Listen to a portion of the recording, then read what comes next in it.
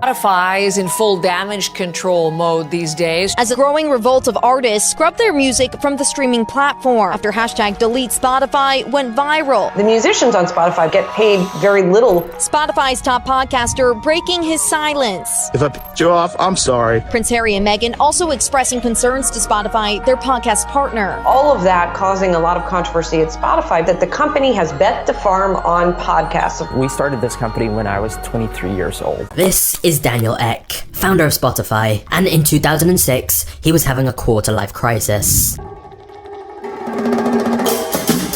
He knew that he should be incredibly happy. He'd just retired in his 20s after selling his advertising business called Advertigo, making him a millionaire in the process. He was out partying most nights, and he'd even bought himself a Ferrari. Yet, within a few months, he felt his life had lost all purpose.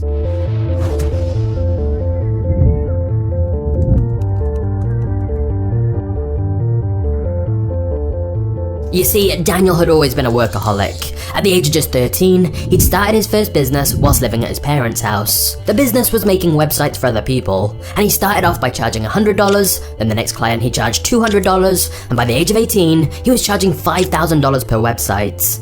He recruited other kids from his school to help him by bribing them with video games, and soon Daniel had a whole team working for him. His parents were both impressed and concerned. Shortly after this, Daniel applied for a job at Google, but they said he needed a degree, which he didn't have. So instead, he decided to start his own search engine, although he quickly abandoned that idea when he realized that competing with Google wasn't a wise move. However, Daniel would go on to try a bunch of different business ideas, most of which never worked out.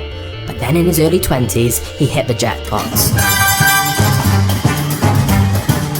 He sold one of his businesses to a company called Trade Doubler for an estimated $1 million.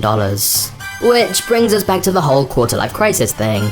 The novelty of doing nothing all day and partying all night was wearing off. Daniel needed meaning in his life again. He decided he wanted to use the money he'd made from selling his business to focus on an even bigger idea. He wanted to revolutionize the music industry.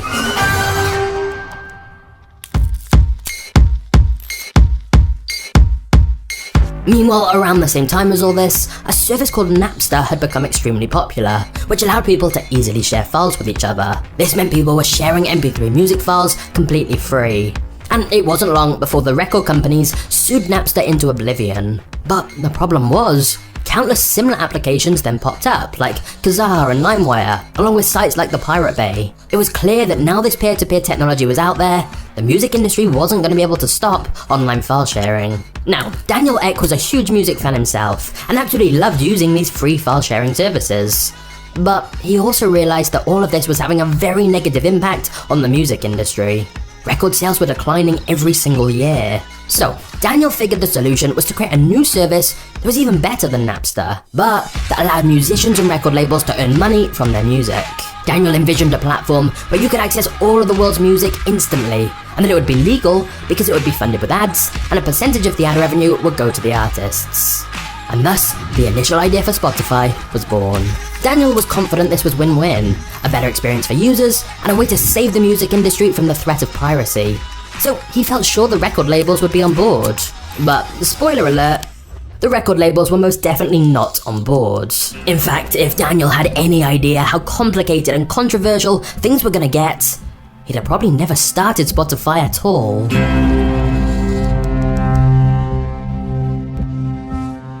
Daniel teamed up with a friend of his called Martin, who became Spotify's co-founder, and together they spent the summer of 2006 trying to recruit the best coders they could find. They figured before going to record companies to try and negotiate licensing deals for the music rights, they needed to create a great working prototype of their product. So, ironically, even though the idea for Spotify was to help prevent piracy, initially, the Spotify team downloaded hundreds of thousands of songs illegally so they could work on developing Spotify and create a working prototype filled with music. To be fair, it was kind of a chicken and egg problem. They couldn't convince the music industry how well their product worked without actually building it, but they couldn't build it without the music.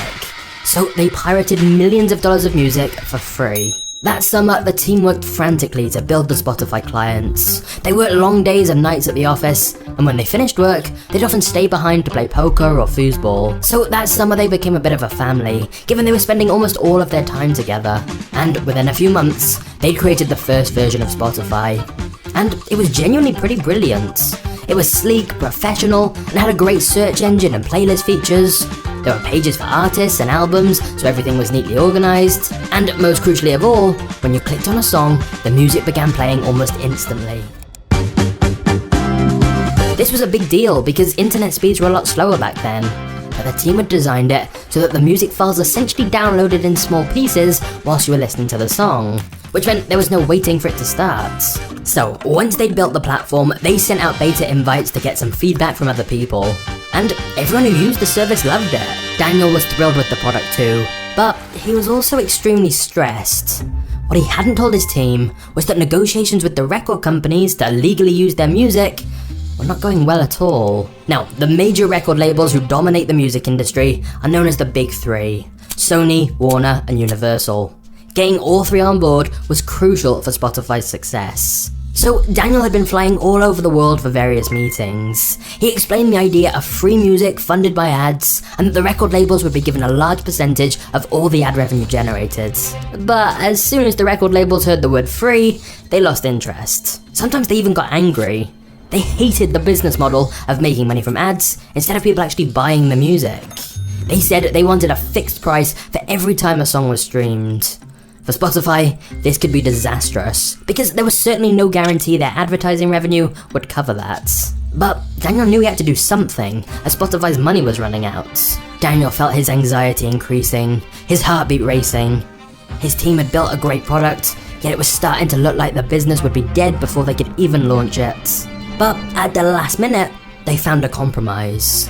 Spotify would also add a paid version of their service for a fixed monthly fee. They also agreed that the record labels and music publishers would effectively get about 70% of all the revenue generated, along with a big chunk of Spotify stock. For Spotify, it was unclear if this was going to be a sustainable business model. They were only keeping 30% of the revenue. Was that going to be enough to cover all their costs? But they really had no choice but to accept. The good news was that Spotify now had the rights to use music in most of Europe.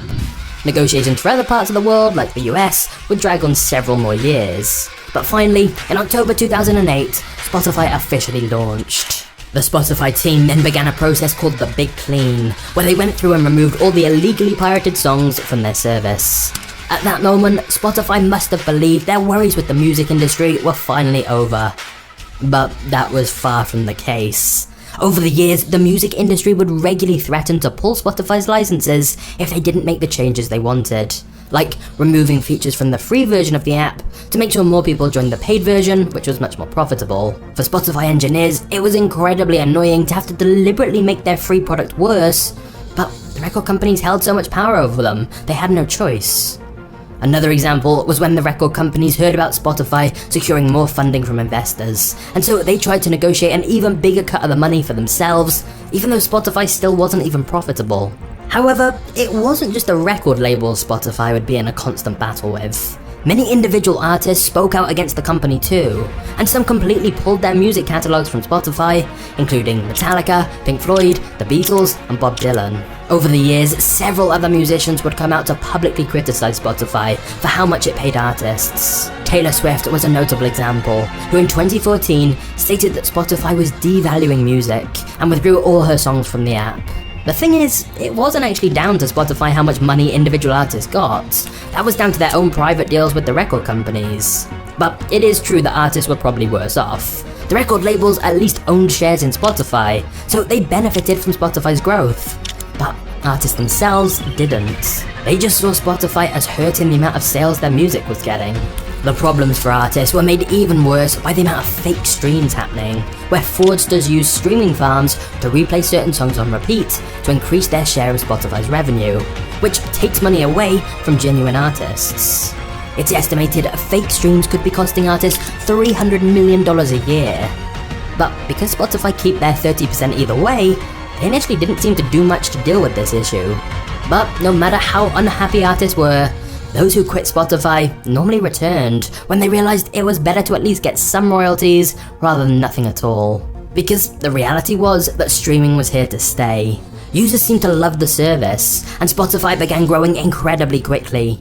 This growth only increased when Spotify made a deal with Facebook to integrate Spotify on their platform. And then they did deals with broadband providers to bundle in Spotify trials with their internet subscriptions, causing sales to rise even further. Also, Spotify had a clever marketing trick when they expanded into new countries. They'd often require an invite to initially join, which created scarcity and hype around the launch, even though there were so many invites that they weren't really limited at all.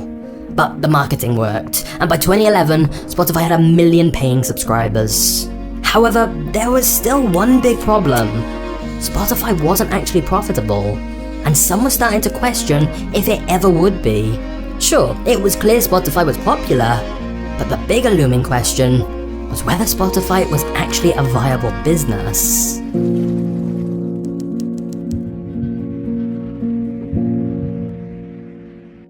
The Game of Thrones quote, "Winter is coming," became widely used by Spotify employees because they knew a brutal war was just beginning, as an ever-growing number of similar streaming services popped up. The launch of Apple Music was a particularly huge threat, and it certainly didn't help that Apple held a lot of leverage over Spotify.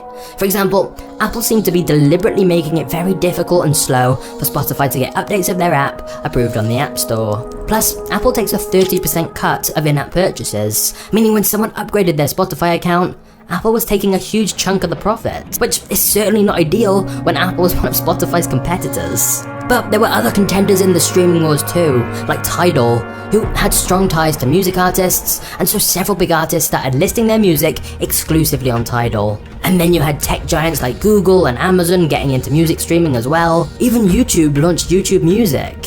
And yet, despite the fierce competition, Spotify retained their lead, largely helped by their free ad-funded option. They were actually losing money on this free tier, as 90% of revenue came from paid subscriptions. But the free option was very efficient at bringing in new users, who later converted to the monthly subscription. But the overall problem was still clear. If all these streaming services offered basically the same music, what was Spotify's unique selling points? And not just that, but what happened if the record companies had a change of heart and pulled Spotify's licenses? Spotify needed more leverage and differentiation. The good news for Spotify is that Daniel Ek had two solutions. The bad news is that both of these would end up causing a lot of controversy.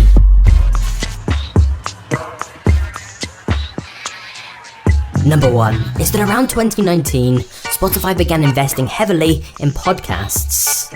They spent well over $1 billion to acquire content, including exclusive deals with Obama, DC Comics, and Joe Rogan. They also bought the podcasting platform Anchor for around $100 million. The idea was simple. Spotify wanted to start owning content itself. This not only meant that Spotify would have some exclusive content people couldn't get anywhere else, but it also meant that Spotify would pay out less revenue to record companies and musicians if users spent more time listening to podcasts on their app instead. But then, the second solution for Spotify to differentiate itself from competitors and gain more leverage over the record labels was that Spotify began focusing much more on offering a personalized music experience. Initially, the main purpose of Spotify was making it easy to find the music you want, that you already know. But increasingly, Spotify shifted its focus to personalization and discovering new tracks, which is why it started investing heavily in machine learning. In 2015, they released Discover Weekly, a personalized playlist that updates each week with music recommendations tailored to each user. This proved to be incredibly popular, so Spotify then went on to introduce multiple other personalized playlists like Release Radar for new music. But here's the thing, by controlling the playlists, Spotify suddenly had a lot more power, and that they subtly began to move listeners slightly away from music owned by the major labels and towards songs that were less expensive for them to license. The personalized recommendation algorithms were biased towards music that was cheaper for Spotify to license, or music which they kept a higher percent of the revenue share. Things got even more controversial when Music Business Worldwide published a list of 50 unknown artists whose music was trending on some of Spotify's biggest playlists. Altogether, the tracks had been streamed over 500 million times. But here's the problem. The artists weren't real. You'd search their name and they had no social media or online presence, just a few songs on Spotify with huge amounts of streams. Articles started popping up about Spotify having fake artists. It only later became clear Spotify had licensed music from Epidemic Sound, who sell access to a huge library of royalty-free music. But by Spotify adding these tracks to playlists and clearly artificially boosting their prominence on the Spotify app, it meant Spotify would have to pay less money to the record labels and musicians.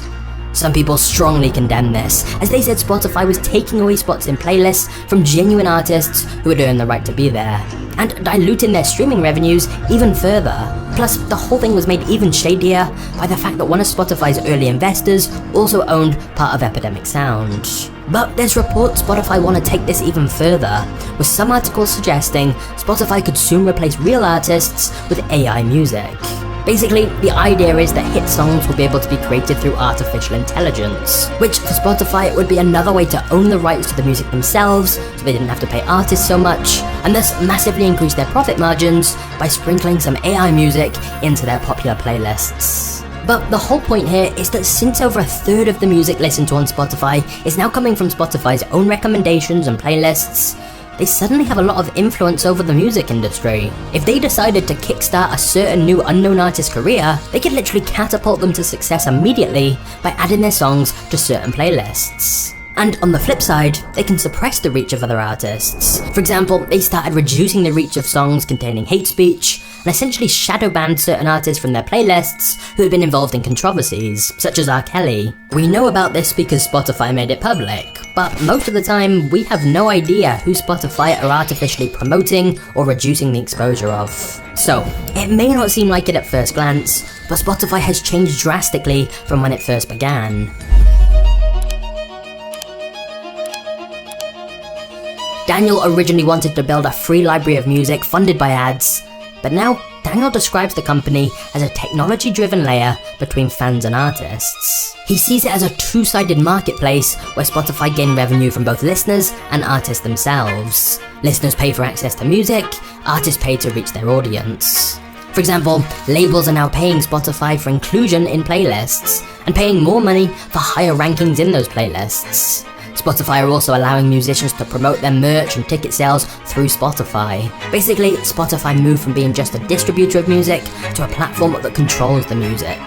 In fact, in 2017, Billboard named Daniel Ek as the most powerful person in the music business. Of course, even though Spotify have regained some leverage, that doesn't mean Spotify's problems are over.